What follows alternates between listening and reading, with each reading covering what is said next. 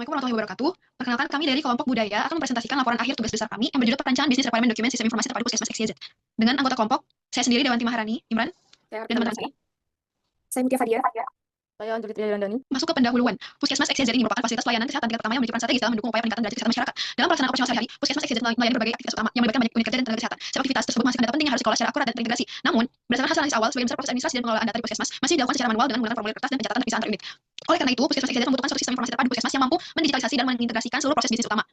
Lanjut ke organisasi perusahaan, bisa dilihat di gambarnya, kepala Puskesmas membawahi beberapa unit kerja utama. Jadi setiap unit kerja memiliki peran dan tanggung jawab yang saling berkaitan dalam memberikan pelayanan kesehatan kepada pasien. Lanjut ke cakupan atau batasan dari tugas besar ini. Cakupan pembahasan dan tugas besar ini difokuskan pada perancangan business requirement dokumen untuk sistem informasi terpadu Puskesmas XYZ yang bertujuan untuk mendefinisikan kebutuhan bisnis dan kebutuhan sistem yang diperlukan oleh Puskesmas ini. Masuk ke bab analisis sistem informasi. Di bab analisis informasi ini merupakan pendalaman dari proposal bisnis requirement dokumen atau PRD sebelumnya. Analisis difokuskan pada penjabaran kebutuhan bisnis dan sistem dalam kebutuhan fungsional serta pemodelan sistem menggunakan UML. Tujuannya adalah memastikan perancangan sistem informasi terpadu Puskesmas XYZ tetap selaras dengan tujuan awal pengembangan serta memberikan gambaran yang jelas mengenai proses bisnis, aktor dan komponen sistem. Lalu ada fungsi sistem, permasalahan utama Puskesmas XYZ meliputi data yang belum terintegrasi antar unit, ketergantungan pada proses manual serta keterlambatan informasi. Proses pendaftaran pasien, pencatatan rekam medis, dan pengelolaan obat masih dilakukan secara terpisah sehingga menimbulkan duplikasi data, antrian panjang serta kesulitan dalam penelusuran riwayat pelayanan. Untuk mengatasi permasalahan tersebut diperlukan sistem informasi terpadu Puskesmas yang mampu mendukung pendaftaran pasien digital. Pengelolaan antrian secara real time, pencatatan rekam medis elektronik serta resep elektronik, manajemen stok obat serta penyusunan laporan otomatis diharapkan dapat meningkatkan efisiensi operasional, mengurangi kesalahan pencatatan dan meningkatkan kualitas pelayanan kesehatan. Lalu selanjutnya ada identifikasi kebutuhan yang dimana tujuan menentukan fungsi dan layanan sistem agar dapat mendukung seluruh proses bisnis Puskesmas XYZ. Tahap ini merupakan kelanjutan dari analisis pada dokumen DADI dengan mempertimbangkan kondisi sistem berjalan dan kebutuhan pengguna. Hasil identifikasi ini menjadi dasar dalam perancangan sistem selanjutnya. Lalu ada karakteristik dasar pengguna sistem terdiri dari beberapa aktor dengan peran berbeda seperti petugas administrasi melakukan pendaftaran, dokter melakukan pelayanan klinis serta pencatatan rekam medis, farmasi memproses resep elektronik, lalu kepala Puskesmas memanfaatkan sistem untuk pemantauan dan laporan manajerial. Kebutuhan fungsional selanjutnya di bawah menjelaskan fitur yang harus dimiliki sistem untuk mendukung seluruh proses pelayanan mulai dari pendaftaran pasien hingga pelaporan. Kebutuhan ini disusun berdasarkan kondisi sistem saat ini yaitu ASIS dan sistem yang dijalankan yaitu BI. Kebutuhan fungsional utama meliputi pendaftaran pasien digital, pengelolaan data dan antar pasien, pencatatan rekam medis elektronik, pembuatan dan validasi resep elektronik, manajemen stok obat, penyusunan laporan otomatis, serta manajemen pengguna dan keamanan sistem. Pemenuhan kebutuhan tersebut diharapkan mampu meningkatkan efisiensi, akurasi data dan mutu pelayanan kesehatan di Puskesmas XYZ.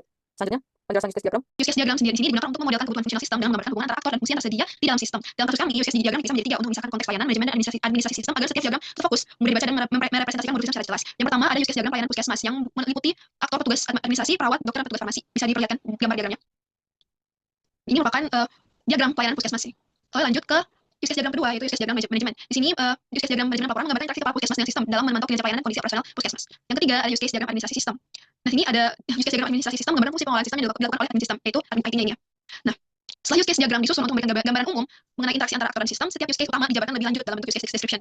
Yang di sini ada 7 use case description. Yang pertama, mendaftarkan pasien baru. Bisa di scroll lihat. Yang kedua, use case description mengisi asesmen SOAP. Bisa di scroll di bawah. Yang ketiga, use case description menentukan diagnosis ICD scan. Yang keempat, membuat resep elektronik. Yang kelima, menyerahkan obat. Keenam, melihat laporan kunjungan. Yang ketujuh, membuat akun pengguna.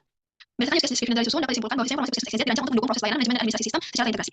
Lanjut ke kebutuhan fungsional. Kebutuhan fungsional yaitu menjelaskan aspek kualitas sistem yang harus dipenuhi agar sistem dapat berjalan secara optimal, andal dan aman. Berbeda dengan kebutuhan fungsional berfokus pada fitur, kebutuhan fungsional berfokus pada bagaimana sistem bekerja dan dirasakan oleh pengguna. Langsung ke tabelnya sebagai berikut tabel dari daftar kebutuhan fungsional. Dengan penggunaan kebutuhan fungsional ini diharapkan dapat meningkatkan kepercayaan pengguna terhadap sistem serta menjamin keberlangsungan operasional sistem dalam jangka panjang. Lalu saja ada activity diagram. Pada sistem informasi terpadu Puskesmas XYZ ini, activity diagram berfungsi untuk memodelkan proses operasional utama yang melibatkan berbagai unit kerja, yaitu administrasi, pelayanan medis, farmasi, dan manajemen. Diagram ini menekankan peran sistem sebagai pengendali alur proses yang terintegrasi sehingga setiap aktivitas tidak hanya berjalan secara terpisah, melainkan saling terhubung dalam satu sistem informasi. Ini ada diagram activity administrasi, di mana diagram ini itu digunakan untuk menggambarkan alur proses bisnis sistem secara menyeluruh dari awal hingga akhir, termasuk peran dan aktor dari sistem. Lalu menggambarkan proses pendataan pasien mulai dari login petugas, pencarian atau pendaftaran pasien baru, validasi data dan BPJS hingga membuat nomor antrian. Lanjut ke diagram pelayanan medis ke bawah. Diagram ini menjelaskan alur pemeriksaan pasien mulai dari pemanggilan antrian, pengisian data, pemeriksaan, pencatatan rekam medis elektronik hingga membuat resep jika diperlukan. Lanjut ke diagram pelayanan activity pelayanan farmasi. Di diagram ini menunjukkan proses pengelolaan resep dan obat termasuk validasi resep, pengecekan stok, penyerahan obat dan pembaruan data stok. Dan terakhir ada diagram pelaporan. Diagram pelaporan ini menggambarkan proses penyusunan laporan manajemen mulai dari login kepala Puskesmas, pemilihan jenis laporan hingga menyajikan laporan otomatis oleh sistem.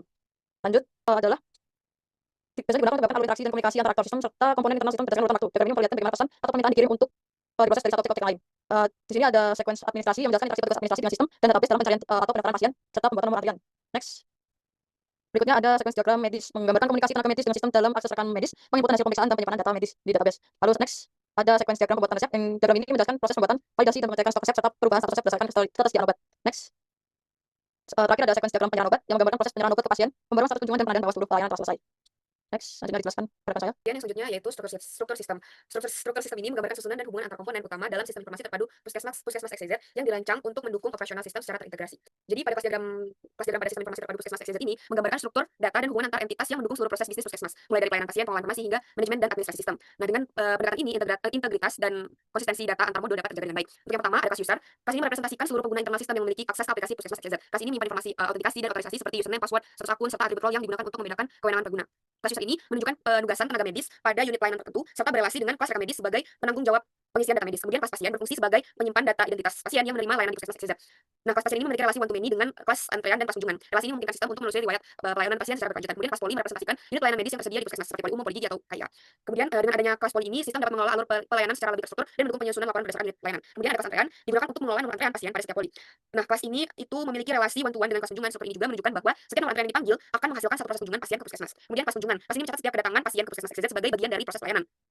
Karena setiap kunjungan akan menghasilkan tepat satu catatan, maka kelas kunjungan ini berfungsi sebagai penghubung antar data administratif dan pelayanan klinis. Kemudian kelas rekam medis merupakan inti dari modul pelayanan klinis dalam sistem. Kelas ini menyimpan data pemeriksaan medis pasien seperti keluhan, hasil pemeriksaan, diagnosis berdasarkan standar ICD-10. Rekam medis ini terhubung dengan kelas user sebagai sebagai tenaga medis yang bertanggung jawab atas pengisian data tersebut. Kemudian ada kelas resep yang merepresentasikan resep elektronik yang dibuat oleh dokter berdasarkan hasil dari pemeriksaan medisnya. Resep ini menjadi dasar proses pelayanan farmasi dan terhubung dengan kelas rekam medis sebagai sumbernya. Karena satu resep dapat terdiri dari lebih dari satu jenis obat, maka hubungan antara resep dan obat ini dimodelkan sebagai satu melalui kelas resep detail. Nah, kelas resep detail ini berfungsi sebagai kelas penghubung atau asosiatif kelas antara resep dan obat. Kelas ini menyimpan informasi lebih rinci mengenai setiap obat yang diresepkan seperti jumlah obat, dosis, dan aturan pakai. Kemudian resep detail ini merepresentasikan hubungan many to many dengan resep dan obat secara terstruktur. Kemudian ada kelas obat yang menyimpan seluruh data obat yang dikelola oleh bagian farmasi puskesmas termasuk nama obat, satuan, jumlah stok. Kemudian kelas laporan digunakan untuk menghasilkan rekapitulasi data operasional puskesmas XYZ. Kelas ini tidak menyimpan data utama melainkan menarik data dari kelas pasien, kunjungan, rekam medis, dan juga obat untuk menghasilkan atau mengenerate laporan kunjungan pasien. Jadi secara keseluruhan kelas diagram ini itu menunjukkan keterkaitan yang jelas antara entitas dalam sistem informasi terpadu puskesmas XYZ. Kemudian perancangan entity relationship diagram atau ERD pada sistem informasi terpadu puskesmas XYZ dilakukan berdasarkan struktur logis sistem yang direpresentasikan dalam kelas diagram, sehingga setiap kebutuhan pengelolaan data ini tercermin secara konsisten dalam basis data. Kelas diagram ini memodelkan entitas sistem beserta atributnya, operasi, dan relasi yang mendukung proses bisnis puskesmas seperti pendaftaran pasien, pengelolaan antrean, pemeriksaan medis, pembuatan resep, pelayanan farmasi, serta penyusunan laporan. Struktur tersebut kemudian diturunkan ke dalam ERD dengan merepresentasikan setiap kelas yang menyimpan data sebagai entitas, atribut kelas sebagai atribut entitasnya, serta relasi antara kelasnya sebagai relasi antar entitas dalam basis data. Dengan pendekatan ini, ERD mampu menggambarkan keterkaitan data secara terintegrasi, kemudian menjaga konsistensi dan integritas data, serta mendukung alur pelayanan puskesmas secara menyeluruh dari sisi penyimpanan, baik dari sisi penyimpanan maupun dari sisi pengelolaan data. Kemudian selanjutnya akan dijelaskan oleh Lydia. Alur proses bisnis pada activity diagram struktur perangkat lunak sistem informasi terpadu puskesmas XYZ kami representasikan melalui komponen diagram. Nah, untuk komponen diagramnya bisa dilihat seperti berikut.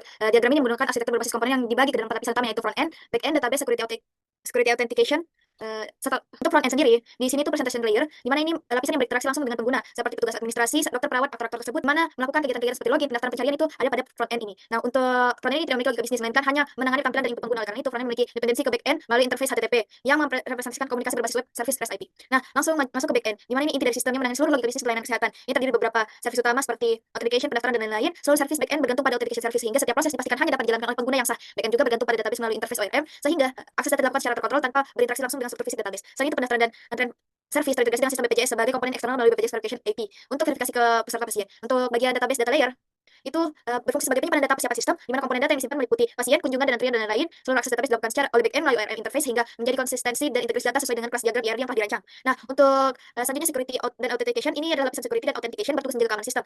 Komponen di dalamnya itu login security and encryption module RBAC serta token session management. Ini berinteraksi dengan lapisan authentication IP untuk memastikan setiap request telah melalui proses autentikasi dan otoritas yang valid.